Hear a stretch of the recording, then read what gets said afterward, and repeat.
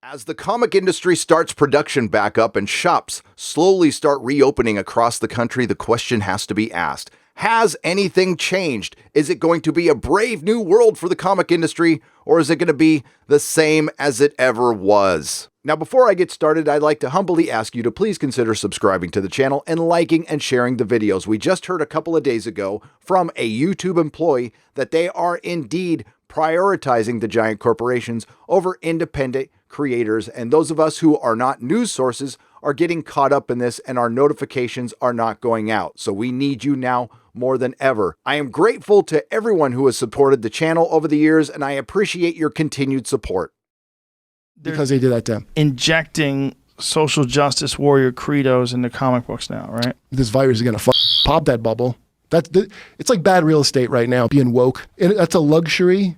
That's like when you have the luxury of being like Gillette, are you good enough to get Gillette? As opposed to being like, please buy our thing. That's what this is. Fuck you to the people that are into that shit, which you can only do in a good economy. Like now, people better love your shit. You don't get to just troll them. Right, good point. You know? Right. Nerdrotic.com. In these times, it's the little things that we grasp onto, that ray of hope, that light at the end of the tunnel. That's why one of the biggest disappointments to me during this great American lockdown has been the delay of the new Warriors, featuring Snowflake and Safe Space. Each morning I get up excited, check Comixology, and I'm disappointed again and again, and the news got worse. It looks like the new Warriors starring Snowflake, Safe Space, Trailblazer, Screen Time, and Beta Negative won't be saving the comic book industry until July 15th on digital. And it looks like they might not be saving the comic book industry at all. We can only hope. All sarcasm aside, while Snowflake and Safe Space and the new Warriors are a meme to us, they are a giant middle finger from Marvel to a large portion of the fan base and certain YouTubers. A luxury Marvel Comics can afford, but comic shops cannot. And with some of the news we've received over the last 24 hours, I think one thing has become crystal clear. It's not going to change. So we got a little bit of good news today and a double dose of bad news, and it's all connected to Marvel. Now, I took a short break while recording this video to check in on comic book news with Dan Shaheen, where he was going to have Steve Geppi, who is the owner of Diamond Comics, talking to comic book publishers. Now, Mark Waid was supposed to show up, but he had some last-minute technical difficulties. Very strange, since he's one of the most prominent voices out there attacking fans, alienating customers, but Dark Horse, Boom, IDW, and others showed up. But you know who didn't? Marvel and DC. Nobody from Marvel or DC could find the time during this lockdown to sit in front of their computers and have a conversation. It's not like the entire industry depends on you or anything, especially you, Marvel. And you know what the saddest thing is? We're 2 months into the comic shop crisis, and people are finally starting to talk to each other, finally starting to talk about a plan, using live streams to bring together Diamond Comics distributors, retailers, publishers, customers. And you know what? Nothing changes. I was going to cut out sound clips for you, and I've got nothing for you. I'll tell you what I didn't hear anything about returnability for the comic shops, and the most important thing, the elephant in the room that never gets brought up. Accountability. Some of these publishers have employees who attack potential paying customers and current paying customers. And while we're talking about that, how about the removal of identity politics from comic books to make them less divisive, so you have a potential to get more customers, so some people might come back? What I did hear was some denial and some patronizing of some people in chat, talking about how they didn't understand how the comic industry worked. I'm here to tell you, as a former comic shop owner, it's not rocket science. I could pretty much sum it up with this. Same as it ever was. Same as it ever was. Now, when it comes to Marvel and DC, you know, the two publishers that ghosted this live stream, and although there were only 200 people watching, it was pretty important for the industry.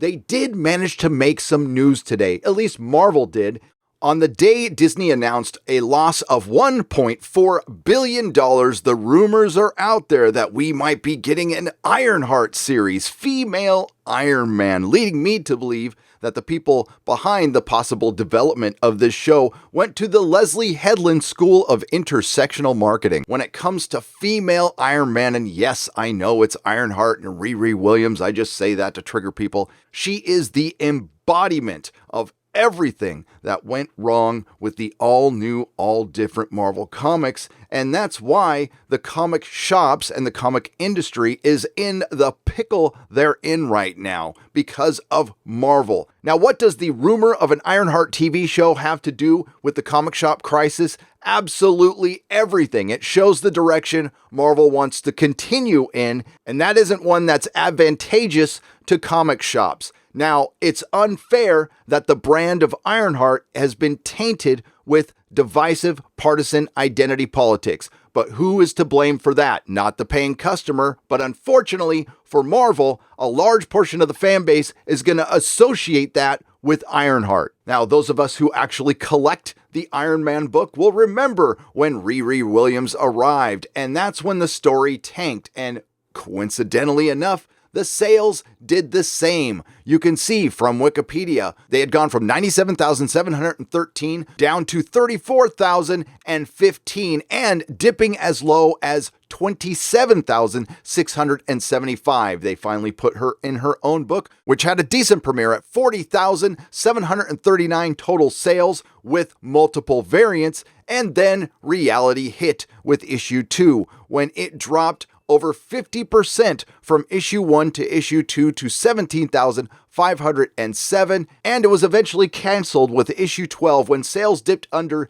10,000 in a country of 331 million people. Such a popular character. The Twitter, like certain groups just got marketed to based on lazy Right. following, like, oh, what does Twitter say? Like, that should never be an article anymore. Like, Twitter is saying that should never be a thing I need to know about, ever. Well, that's what yeah. So that got catered to so much, it created these bubble around people that's fucking crazy. And they're getting fed it still just to sell them products.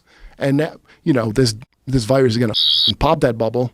It's like bad real estate right now, being woke. Now, I personally don't have a problem with the fictional character Riri Williams or inclusivity or diversity in comic books. What I do have a problem with is how these characters are portrayed. Like I said before, they are used to antagonize fans. They are used for identity politics. Then they are used as shields, used to shield fragile creators from criticism, and of course also to virtue signal. And here is the latest example from fragile creator Ron Mars. This hot take, oh man, this is gonna upset all the right people, well done. And now, whether it was intended or not, people who might buy a Riri Williams comic book or trade or might watch that show on Disney Plus are gonna associate it with Ron Mars's tweet. Well done, Ron. It's too bad your talent to alienate customers outshines your ability to write comic books of late. And as Riri Williams was the flashpoint that began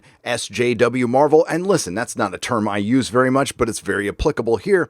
This brings us back to Snowflake and Safe Space, who are the end game, and Newsarama, an article from May 1st. Marvel to resume new comic releases May 27th, announced schedule through July 8th. And there's a glaring omission from this schedule. Marvel Comics has outlined its plan to resuming shipping weekly comics following an extended break to the thing that shall not be named. Marvel will begin releasing new titles starting May 27th with what it calls a balanced release schedule, really, aimed at publishing comic books in the most thoughtful way that we found for our fans, creators, and the industry during these unprecedented times, in the words of their release. That's funny. Marvel using the word thoughtful in a sentence when referring to comic shops. You know what would be thoughtful? Canceling the New Warriors and Snowflake and Safe Space. And while you're at it, cancel Children of the Atom. I might be going out on a limb here, but I'm guessing it's not going to be The Watchmen. How can I tell? It's currently at 224,000 downvotes. And while it is absolutely hilarious as a meme, and yes, I would love to review it and get a couple thousand views and enjoy my time roasting that comic, its symbolism is what needs to go away. That giant middle finger to the paying customer. That attitude that the entire entertainment industry has right now, including Star Trek, Star Wars, Naughty Dog with The Last of Us, and Doctor Who. Are you good enough to be our fans? Well, there's a little power, there's a little fiefdom of like Portland weirdos that I guess run comics now. I didn't know this. Fiefdom of Portland weirdos. Instead of acting like, I don't know, a business, instead of acting like a lifestyle brand, maybe Marvel Comics, the comic book company, should concentrate a little more on that instead of slinging around in the mud with people on Twitter. Now it's gotten to embarrassing levels. Joe Rogan was clowning you on a podcast with the great Kurt Metzger. I mean, if I was like, hey, why don't you make fun of the stupidest woke comic you could think of? That would be my characters. So the first character that we're introduced to is Trailblazer. No, that's not a superhero. What do you think her power is? Her power is eating cake. No. What? It's a magical backpack that has unlimited snacks. No, I'm making that up. She just has a magical backpack. Oh my God. A pocket dimension with seemingly infinite space, which she could pull out useful or random objects. Okay. So look at the drawing. So it's not always under her control, though. She claims to get her power from God, but not the God you're thinking of. Jesus Christ, I can't do this. Snowflake and Safe Space are the twins. Look how unironically they swapped the gender colors. Well, people Blue are mad. And pink. Yeah, people were mad at this. The people they were trying to pander to were like, I don't dress like this. You better not. It's ridiculous. If you dress like that, even people that don't want to make fun of you will start making fun of you. Well, it just looks like I would give up. I'm like, I can't mock you better than you're doing yourself. While it's discouraging that you're not going to change, you better soon, because I would like to cordially invite Marvel, DC, the comic book industry, the BBC, and Hollywood to a brand new era. The era of the customer. It's no longer, are we good enough for you? It's back to where it should have been.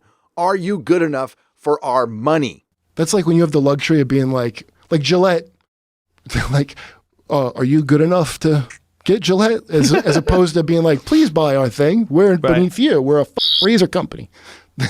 That's what this is. You to the people that are into that shit, which you can only do in a good economy. Like now, people better love your shit. You don't get to just troll them. Right. Good point. You know? Right. It's going to be harder to sell things. Meaning this isn't a time to dick around with the new Warriors or Snowflake and Safe Space. It's a time to get serious, give the comic shops something they can actually sell and survive on. Dirk, any last questions for you, Dirk? You've been quiet for a while. Really quickly, just to follow up with those guys, I think that we're looking at a number of things to help direct market retailers in this uncertain age. One thing we are doing is that as things have been ramping back up, it's given us a chance to sort of ramp back up our operations. And so this sounds very simple and like something you would just think of naturally. But as we're getting the artists getting all their pencils back up and really cooking through stuff, we're focusing on those things that we think will most help the retailers. The evergreens like the Ninja Turtles, things that will help them be able to sell right out of the gate instead of like big launches that people are unsure about, proven commodities that will help. That was Dirk Wood from IDW, and yes, that was music to my ears. Selling products to the comic shops that people actually want to buy so the comic shops can make money so you can still have an industry. No, I haven't forgotten that IDW has employed people who have antagonized and attacked the paying customer, driving them away from this industry forever. That was not addressed once during this live stream. By all means, punch a Nazi, but I want to just see your Nazi detector you're using. Yes, exactly. When you're Nazi dowsing to find these Nazis. And the other thing that's driving away a large portion of the fan base, identity politics and partisan politics. And until these things are addressed in a meaningful way,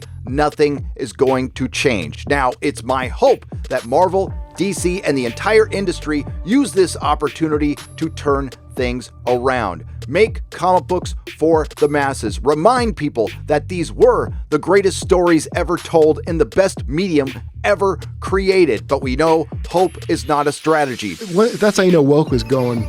Because once it's commodified. Now, I'd like to thank Dan for putting on these live streams. I'm not sure how much they accomplish, but they are enlightening, and I would like to thank the publishers who did have the balls to show up. Like, hey kids, you're woke, right? I'd like to thank Mark Wade for showing us that he's the coward we all thought he was. I'd also like to thank Ron Mars for posting another idiotic tweet that I can put in my video. It's corporate graded punk rock.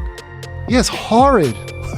Please like, share, and subscribe if you liked what you heard. If you didn't like what you heard, I thank you for listening this long, and I will see you in the next video. Please be safe. Nerdrotic.com. Please subscribe.